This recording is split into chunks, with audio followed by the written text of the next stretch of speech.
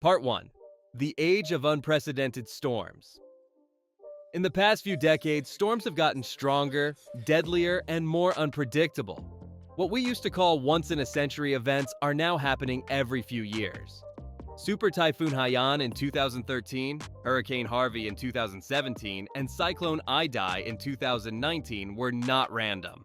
They were warnings.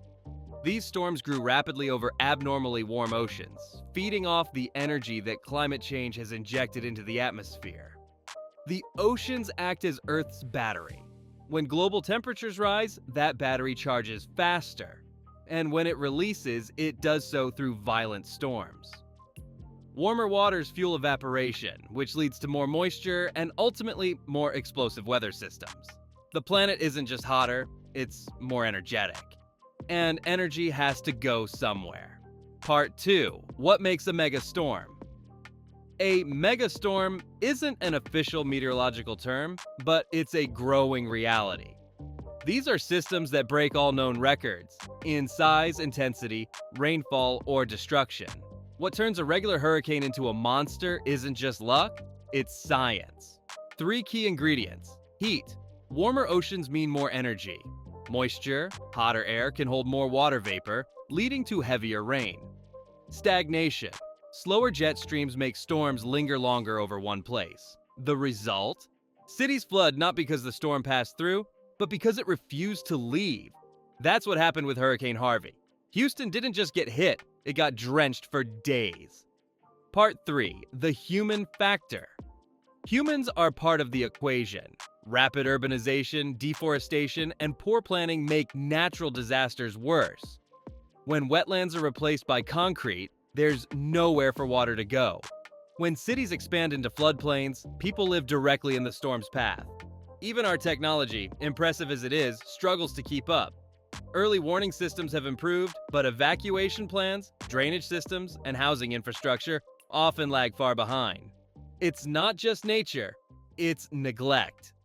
Part 4. Storms are evolving. So is the data. Here's something fascinating. Scientists are now studying storms using AI, satellite constellations, and climate models that can predict formation patterns weeks in advance. But even with this technology, the atmosphere still holds secrets.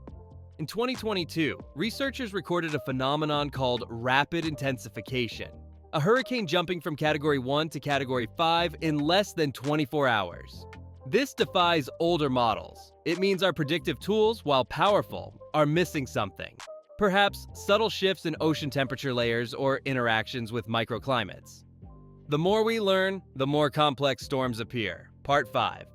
The domino effect. A megastorm doesn't end when the winds die down. The ripple effects can last for years. Power grids fail, crops are wiped out, diseases spread through contaminated water, and entire economies crumble. Consider this. After Typhoon Haiyan, the Philippines lost $5.8 billion, roughly 5% of its GDP.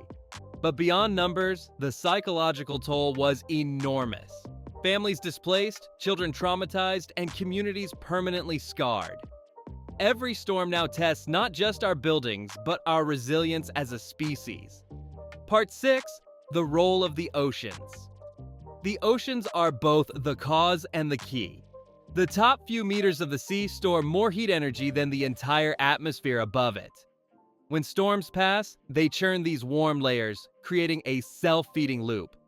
Some researchers now call the oceans the lungs of the climate, inhaling and exhaling heat in patterns that shape our weather decades ahead.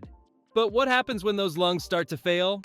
Coral reefs, natural buffers that weaken waves, are dying. Ice sheets that reflect sunlight are melting. The result is not just higher seas, but higher energy in the climate system itself. Part 7. Are megastorms already here? Yes. Just look around. Typhoon. Tip in 1979 was once the largest storm ever recorded. But recent storms like Typhoon Noru and Hurricane Patricia have surpassed it in intensity. In 2020, the Atlantic had so many named storms that scientists ran out of letters to name them. That's not coincidence. It's acceleration. Even temperate regions once safe from such chaos are now vulnerable. In 2021, Germany and Belgium faced catastrophic floods from what was technically a rainstorm. It wasn't the wind that killed, it was the volume of water. Part 8. The Climate Connection. It's impossible to separate megastorms from climate change. Greenhouse gases trap more heat, altering jet streams and creating erratic weather behavior. But the scary part? This isn't linear. Each degree of warming doesn't just add more storms, it multiplies their potential power.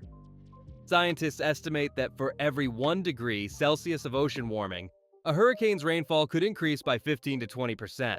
That means a storm that once dropped 10 inches of rain might now unleash 12 or more. Over an entire coastline, that's catastrophic. Part 9. Technology versus nature.